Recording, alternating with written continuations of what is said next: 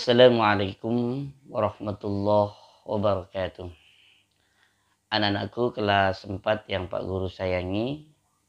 Alhamdulillah, puji syukur kehadirat Allah karena kita semuanya masih diberikan kesehatan oleh Allah Subhanahu wa Ta'ala, sehingga pada pagi hari ini kita bisa melaksanakan kegiatan pembelajaran secara online.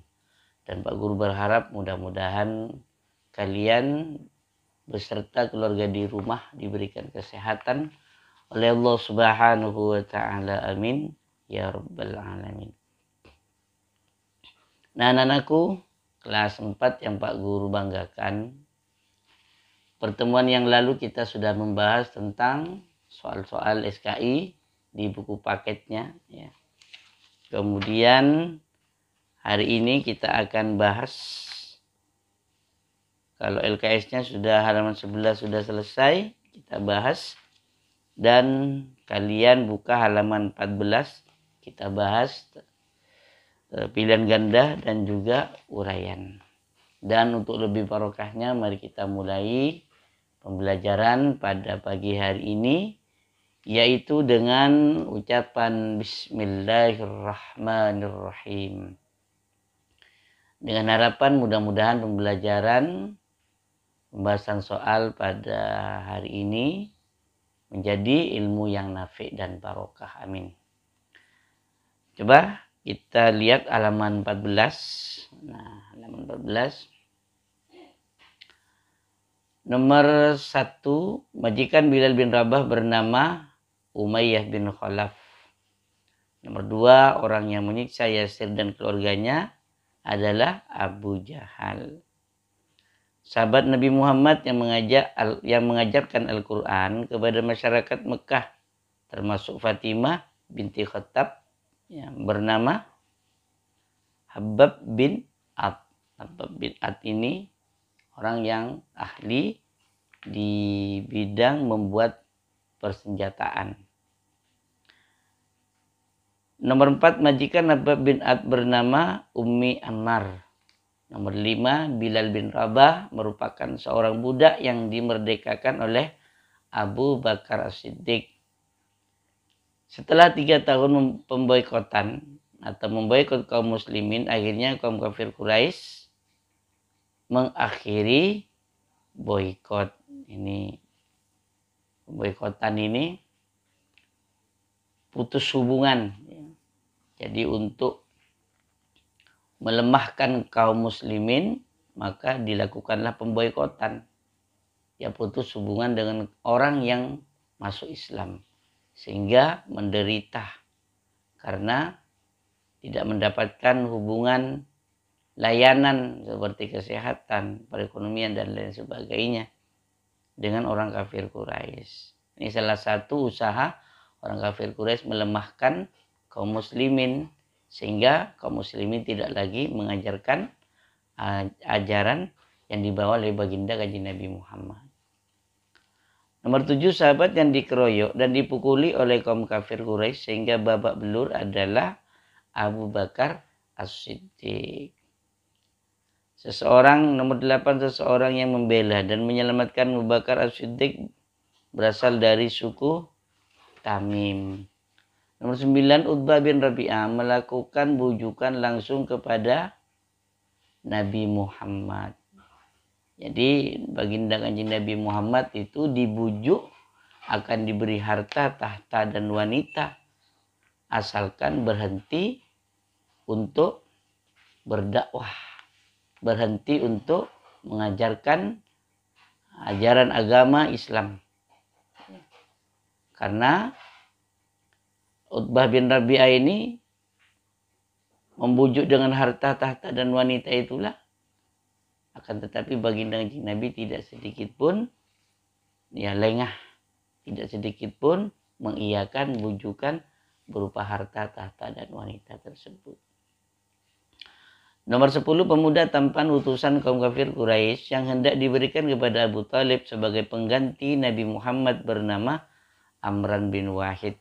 Ya, jadi Amran bin Wahid ini yang akan ditukarkan kepada baginda kanjeng Nabi Muhammad. ini ganteng, pemuda tampan. Tetapi di situ Abu Thalib marah karena tidak ada keadilan untuk ditukarkan kepada baginda Nabi. Baginda Nabi diberikan kepada orang kafir Quraisy, sedangkan Amran bin Wahid ini ditukarkan atau diambil oleh Abu Thalib. Abu Thalib disuruh menjaga, merawat Amran bin Wahid dengan baik, sedangkan baginda Nabi diserahkan kepada kaum kafir Quraisy, mau disiksa, mau dibunuh. Itu yang membuat Abu Thalib marah. Nomor 11, Abbas bin Ad mempunyai keahlian berupa mahir membuat senjata, seperti Pak Guru sampaikan tadi. Kemudian selanjutnya nomor 12, salah satu anggota keluarga Yasir yang selamat dari siksaan bernama Ammar. Jadi keluarga Yasir ini masuk Islam. Kemudian ketika ketahuan oleh Abu Jahal, maka seluruh keluarga Yasir itu disiksa. Yasir sendiri, istrinya bernama Sumayyah, Abdullah anaknya juga disiksa, Yasir juga disiksa, ya Ammar. Jadi Yasir ini punya istri namanya Sumayyah, punya anak namanya Abdullah dan juga Ammar. Ternyata disiksa seluruhnya, yang hidup hanya Ammar, yang selamat hanya Ammar. Yang 3 orang itu Abdullah, ya, kemudian juga Yasir sendiri dan juga istrinya Sumayyah yang bernama Sumayyah meninggal dunia, dan itu meninggal sebagai syuhada. 13, Utsman bin Affan mendapat siksaan dari pamannya sendiri yang bernama Hakam bin Abil As. Nomor 14, keluarga Yasir meninggal sebagai syuhada. Nomor 15, Abu Jahal gagal menimpakan batu besar kepada Nabi Muhammad ketika beliau sedang bersujud di Masjidil Haram karena tiba-tiba melihat unta besar yang akan menerkam. Di Abu Jahal ini paman baginda Nabi sendiri yang tidak suka kepada baginda Nabi karena menyebarkan agama Islam. Sehingga ketika Nabi sedang sholat mau ditindihkan batu besar oleh pamannya sendiri, akan tetapi di situ ada unta besar yang akan menerkam, sehingga Abu Jahal lari pontang-panting. Nomor 16, setelah mendapat ketekanan dan ancaman dari kaum kafir Quraisy, perkembangan Islam menjadi berkembang pesat. Jadi walaupun mendapatkan hambatan, tantangan, orang Islam pada waktu itu semakin pesat perkembangannya, semakin banyak pengikutnya, dan yang banyak pengikutnya itu adalah kalangan orang-orang yang lemah, kalangan budak, ya, kalangan buruh. Itu yang pertama kali banyak yang masuk Islam. Kemudian nomor 17, pengumuman pemboikotan kaum kafir Quraisy dipajang di dinding Ka'bah. Jadi itu selama 3 tahun, dan selama 3 tahun itu dimakan rayap. Akhirnya jatuh dengan sendirinya. Maka disitulah berakhirnya pemboikotan. Tidak ada yang merusak. Jadi yang merusak rayap. Dimakan oleh rayap 3 tahun, jatuhlah, ya, yang namanya di situ dinding, di dinding Ka'bah ada tulisan pemboikotan, ditulis di papan, dimakan oleh rayap. Nomor 18, surat yang menyebabkan Utbah bin Rabi'ah masuk Islam adalah surat Al-Fusilat ayat 6 sampai ayat 8. 19, pemboikotan kaum kafir Quraisy terhadap umat Islam berlangsung selama 3 tahun. Nomor 20, siksaan yang diterima Yasir sangat berat, ya, sehingga seluruh keluarga Yasir meninggal dunia kecuali Ammar. Nomor 21, seorang kafir Quraisy yang pernah menyiksa hamba saya bernama Rubani, itu Abu Jahal. Nomor 22, Umat Islam dimusuhi oleh kaum kafir Quraisy dengan segala cara. Adapun salah satu cara memusuhi yang digunakan adalah melakukan pemboikotan. Boikotan, putus hubungan. Ya. Perekonomian, kesehatan, dan lain sebagainya. Berikut ini sahabat Nabi Muhammad yang ditakuti oleh kaum kafir Quraisy adalah Umar bin Khattab.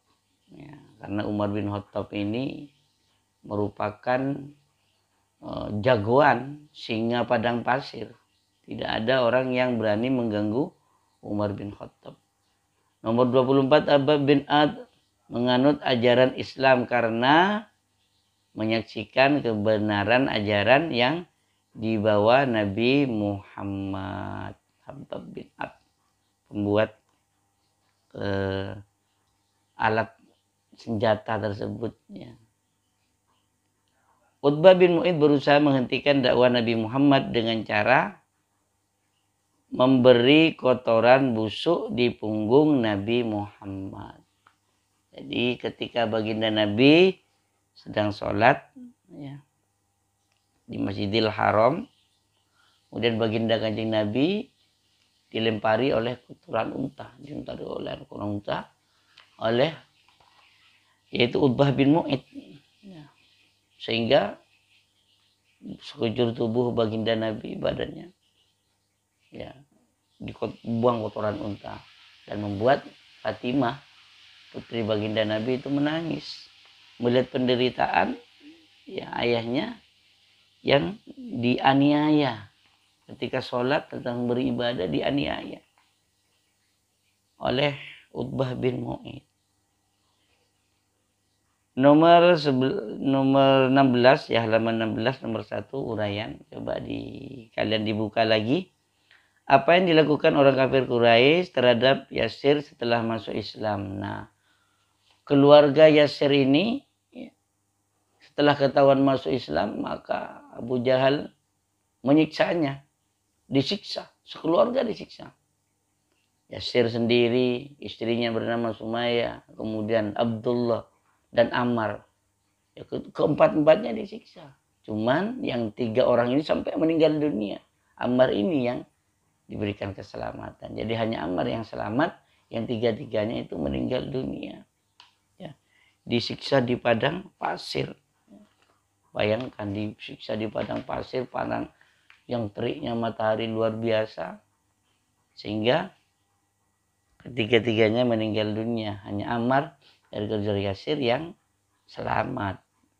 Nomor 2, bagaimana sikap Utsman bin Affan ketika disuruh meninggalkan ajaran Islam oleh pamannya? Ya, pamannya sendiri. Siapa pamannya? Yang bernama Hakam. Jadi Utsman bin Affan ini termasuk golongan orang bangsawan, orang pengusaha, orang kaya. Ya. Setelah Utsman bin Affan ini ketahuan masuk Islam, maka pamannya yang protes, pamannya yang marah, pamannya yang tidak terima, yang bernama Hakam. Yang nggak terima, marah karena Utsman masuk Islam. Nah, Utsman ini, kenapa Utsman masuk Islam? Karena Utsman ini memiliki hubungan baik dengan Abu Bakar, sahabatnya Abu Bakar, sahabat baiknya Abu Bakar. Ya. Disiksa oleh pamannya sendiri, akan tetapi Utsman bin Affan pun tetap mengikuti ajaran baginda Kanjeng Nabi Muhammad walaupun mendapatkan siksaan dari pamannya sendiri. Tidak mau meninggalkan ajaran Islam karena tetap bersikukuh atas pendiriannya, yaitu tetap membantu baginda Nabi dalam menyebarkan agama Islam. Nomor 3, jelaskan kisah ketabahan Zubair bin Awam dalam mempertahankan agama Islam nih. Zubair bin Awam juga diusir oleh keluarganya. Zubair bin Awam itu diusir oleh ibunya sendiri. Ini dari kalangan orang berada juga. Diusir. Tidak diakui sebagai anaknya. Ya. Akan tetapi Zubair bin Awam pun tetap membela baginda Kanjeng Nabi, membantu menyebarkan agama Allah walaupun tidak diakui oleh anaknya. Tapi yang jelas Zubair bin Awam walaupun tidak diakui anaknya oleh ibunya itu, tidak diakui oleh keluarganya, Zubair bin Awam tetap mengakui kepada ibunya walaupun diusir dari keluarganya. Banyak penderitaan-penderitaan para sahabat, baik yang dari kalangan menengah ke bawah perekonomiannya ataupun dari kalangan budak. Nomor 4, mengapa Abu Jahal lari ketakutan ketika akan menimpakan batu besar kepada Nabi Muhammad? Nah, ketika Abu Jahal itu membawa batu besar, mau menimpakan, ditindihkan kepada baginda Nabi, kan tetapi di situ ada bayangan unta besar yang akan menerkam Abu Jahal. Ya. Jadi Allah yang mengirimkan itu semua. Allah tidak menginginkan.